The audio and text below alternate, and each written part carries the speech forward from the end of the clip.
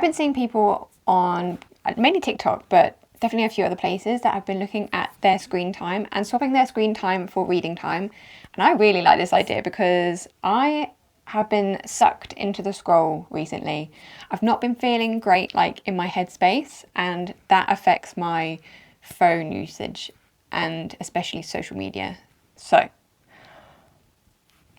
it's a Saturday.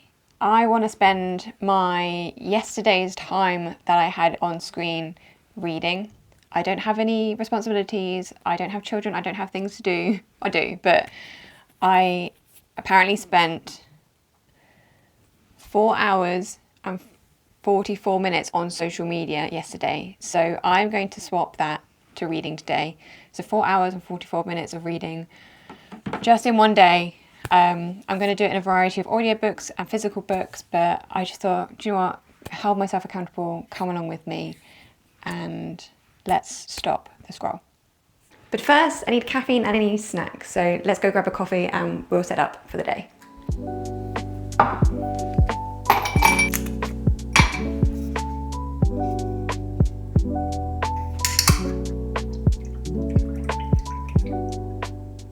I'm not even joking, right? I'm addicted to Jimmy's.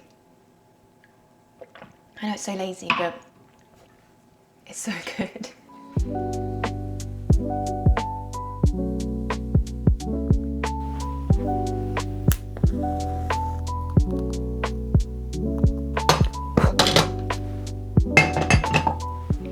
So normally I would sit here and read, but she has decided that this is her space today.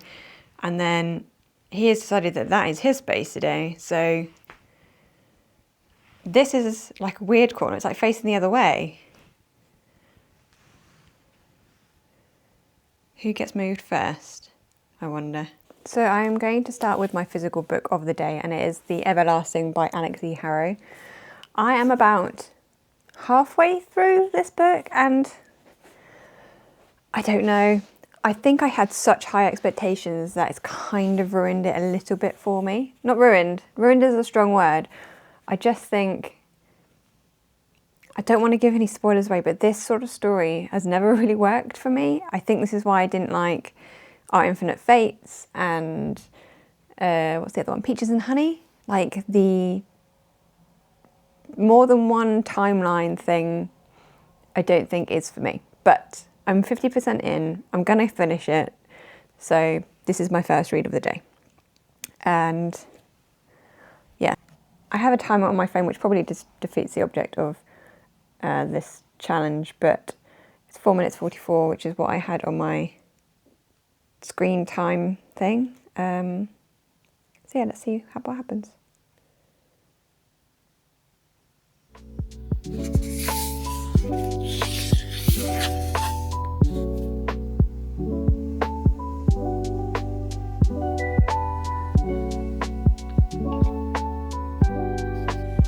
Okay, I've been reading for like 45 minutes, so I'm going to take a break and get some snacks.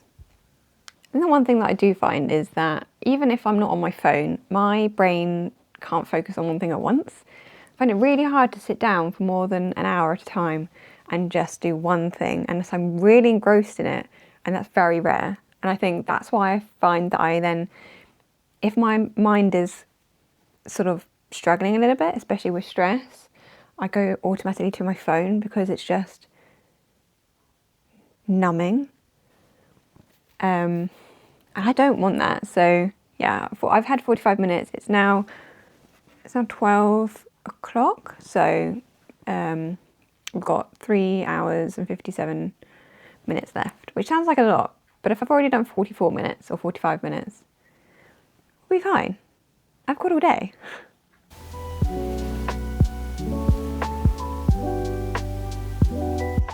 There are some truly wonderful lines in this book. Like, even though the story isn't probably to my taste, I cannot deny that Alix E Harrow has got some amazingly beautiful way with words.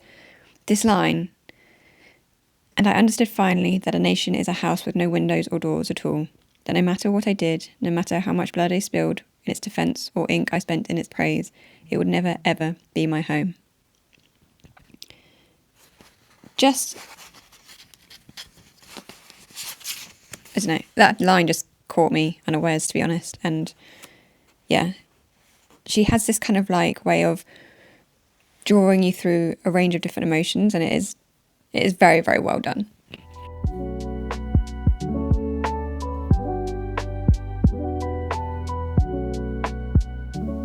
We're on like another time loop again, and I think it's just like the repetitiveness of like time loops that I really don't enjoy. But like, it's such a beautiful story. The writing is beautiful, and I'm really enjoying like the dual narrative of it. But I don't know. I don't know what it is about time jumps in stories. I really can't put my finger on it. I'm gonna take a break, I think, and then we'll come back to it.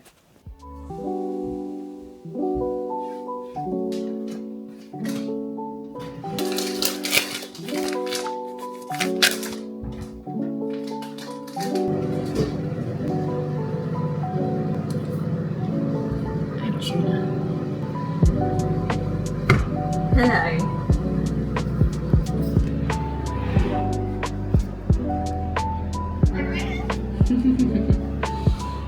Really?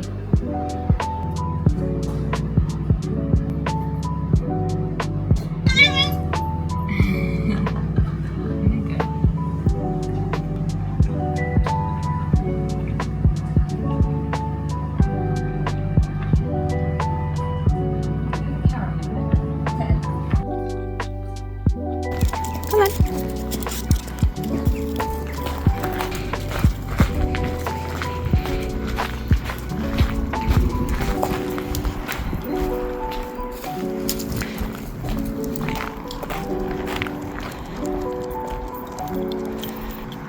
Ah.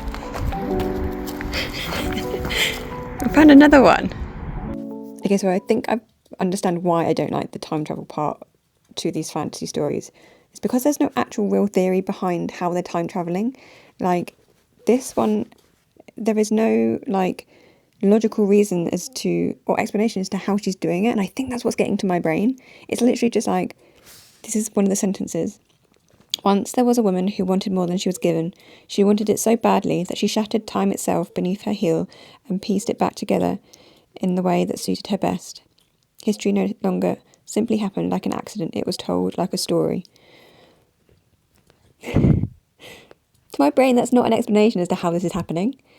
Yeah, I don't know. I'm definitely enjoying the second part of the story more than I'm enjoying in the first part.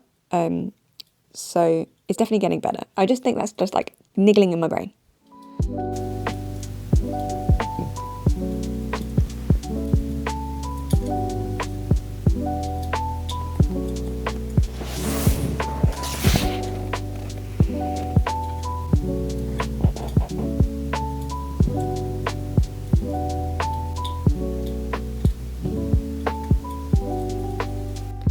Okay, so I'm now in the third part of the book, and I've got 2 hours and 51 minutes left, which actually has gone quite quickly.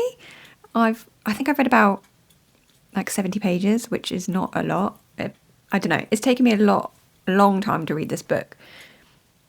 I'm still enjoying it more than I was at the beginning, more so for her prose. But yeah.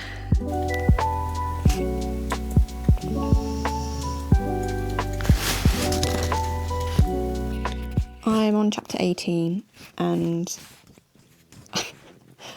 I really don't like the main male character in this. Like, he's pushing Una to do something that she obviously doesn't want to be doing in a really weird way. I don't know. I think she's kind of writing it as if you should feel for them both, but I just don't feel that at the moment, which is really sad. But yeah.